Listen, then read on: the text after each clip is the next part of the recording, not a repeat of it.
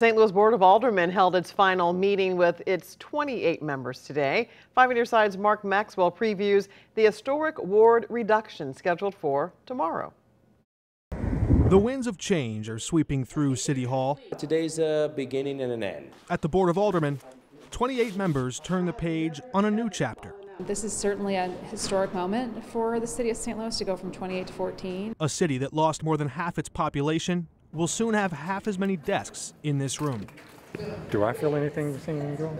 I do.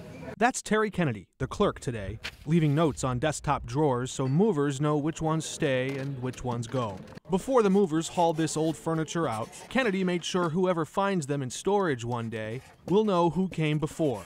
Because that gives you some sense of how far the city has come in this Board of Aldermen. In part because he hopes they remember his work in this room.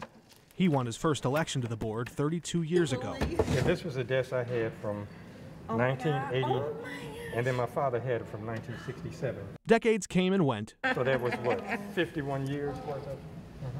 And soon, It's the end of the old session and the old board, and we start fresh tomorrow. a new generation will swear the oath and take their seats. There may be half as many desks, but with twice as many constituents, There's going to be a lot more paperwork. We're going to have to be more responsive. several members of the board are clearing their desks at their other jobs to make room for this one. And before they go, saying their final tearful goodbyes to colleagues who sat in these desks.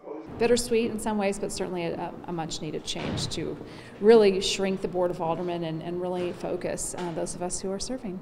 Half as many politicians could mean half the fights, half as many fingers of blame, or half the excuses.